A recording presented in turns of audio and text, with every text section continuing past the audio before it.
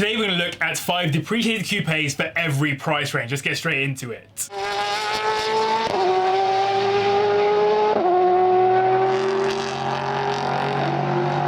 Let's kick off with our 100k car, the Ferrari 599 GTB Fiorano, named after the legendary Ferrari test track in Italy that Scuderia Ferrari run F1 cars around. This Grand Touring coupe actually took some tech from F1 too, the F1 track that modulates power, which is known to help the car run around 1.5 seconds faster around Fiorano than the car with the traditional traction control system equipped. It was of course Pininfarina designed, with the iconic flying buttress design at the rear, which isn't just pretty, it's functional, channeling airflow to generate up to 160 kilograms of downforce at around 186 miles per hour. These take their engine from one of my all-time favourite cars, the Enzo, though of course slightly detuned as a 6-litre V12 block that makes 612 brake horsepower, taking the car to 60 in 3.6 seconds, and with an absolutely obscene soundtrack. Very few sounds in the car world beat a Ferrari V12. That's in part because the car revs to 8,400 RPM, which is pretty high for a Grand Tourer, so that engine isn't completely waft tuned. And you can decrease the waft even more if you went for the handling Gran Turismo Evo package. This effectively made the car handle more like a supercar than a Grand Tourer, taking behavioural cues from the F430, so the car's lower with stiffer suspension, quicker shift mapping from the F1 gearbox, a louder exhaust, and carbon ceramic brakes, again all developed at the Fiorano test track. They're listed anywhere from around £75,000,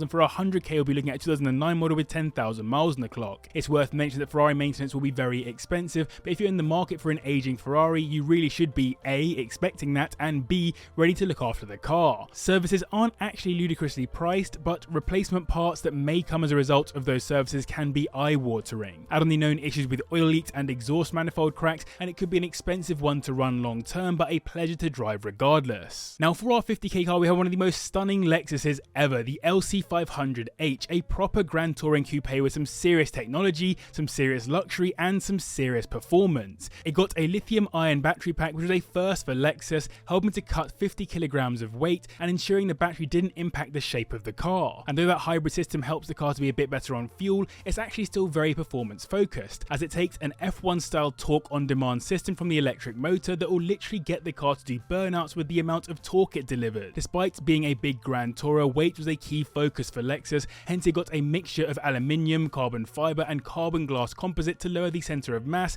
lower the weight and increase the stiffness. These had two engine options, either the LC500 5-litre V8 or the LC508 3.5-litre V6 engine that combines with an electric motors to make 353 brake horsepower, taking the car to 60 in 4.8 seconds, and with decent fuel economy too at 34.8 miles per gallon. And though I mentioned it's pretty, it's purposeful too, as there are functional aero and downforce features like the rear wheel arch vents, the rear diffuser, and an active rear spoiler to get the car feeling more planted. This car is seriously well equipped for a car that's simply supposed to eat up motorway miles on your way to the south of France. These start at around £45,000, and for our 50k limit you'll get yourself a 2017 model that's done around 75,000 miles. Some owners on forums mention harsh shifting transmission, which often leads to a replacement, some fuel pump failures, and some rattles and squeaks, but broadly these have been very reliable, and more than that, the engine has been used across multiple Lexuses, so that's well known. Long term, expect batteries to be an expensive replacement, but right now you're probably good. As we cut the budget in half again now, down to 25k, we have a car that's only just entered this price range, the Mercedes C63 AMG Coupe, a car that competes with the now cheaper BMW M4. It came as a saloon, cabriolet and estate, but the coupe is in my opinion the most pretty,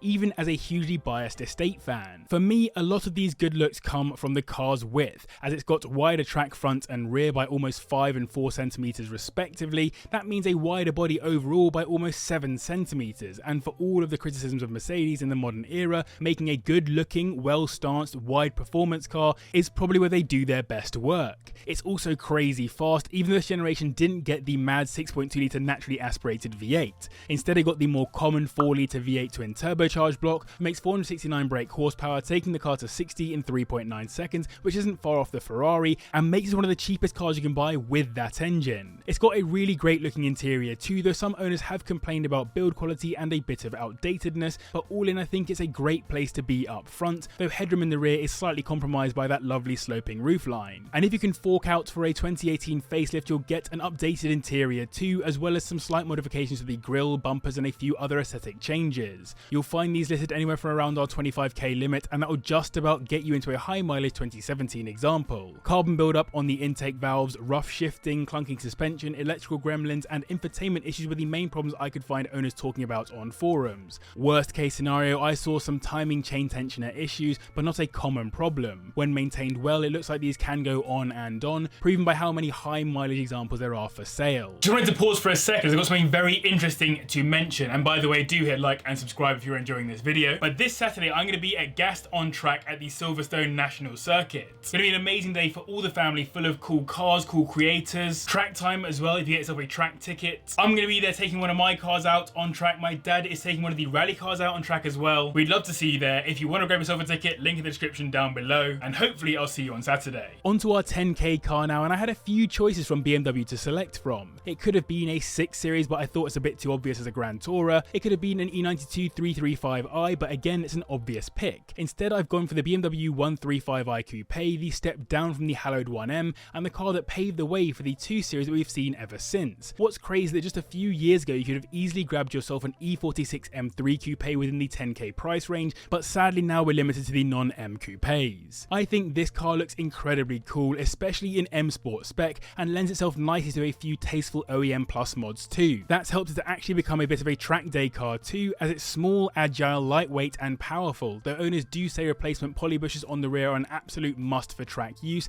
as they're known to get a bit of rear subframe hop. One of the reasons why I chose this over the 335i is that it shares the same engine anyway, a 3-litre inline-6 twin turbo that makes 301 brake horsepower, taking the car to 60 in 5.1 seconds, which is only 0.3 seconds slower than the Lexus, despite being 40k cheaper. You can get these with a DCT automatic and manual option, and the DCT is actually a 10th quicker to 60, but a small coupe like this deserves a manual box in my opinion. £7,000 the lowest that I could find these listed for, and 10k is enough for a 2008 model that's done around 90,000 miles. This engine's problems are well known and well documented, with the key ones being with the high pressure fuel pump, water pump and thermostat, oil leaks, failing injectors, faulty coil packs, wastegate rattle, and carbon buildup on the intake valves. They are quite old as well now, so check for other signs of age like failing electrics, worn interiors and wear on the suspension and steering. We're cutting the budget in half for the final time in this video now, and we're onto a bit of a controversial choice for 5k, the Mini Coupe JCW. I say controversial because on release this car was widely considered to be pretty ugly, and I have to admit, with age, I actually think it's become quite a good looking car. Feel free to disagree with me, of course. There is a bit of a cult following now though, with this car's backwards cap design, complemented by a deployable spoiler that delivers around 40 kilograms of downforce and increases stability at high speeds. One thing I'm not a huge fan of though still is the interiors. I've never been a huge Mini interior fan. They're fine, but for fast city cars they could definitely take a leaf out of a Bath's book. These come with a 1.6 litre turbocharged inline-4 engine, putting out 208 brake horsepower, taking to 60 in 6.4 seconds, so even our cheapest car isn't that bad on straight line performance. Weirdly, the coupe shape increased the weight over the JCW hatch by 30 kilograms for that roof structure, but it's slightly quicker to 60 as standard, as that weight sits further over the front axle and gives the car a bit of extra traction off the line. That shape also helped the car to be faster in the top speed even than the mini hatch JCW GP because of its aero profile. If you want one, you need to spend around £4,000 at the bottom end, and within our 5k price range, you'll be looking at a 2012 example that's done around 90,000 miles. This engine is most known for one key issue: death rattle from the weak timing chain tensioners. Like some of the other cars on this list, cars driven slowly are also known for carbon buildup on the intake valves, oil consumption issues, and high pressure fuel pump failures. The most discussed problem on forums is the death rattle though, and it can be pretty terminal, hence the word death,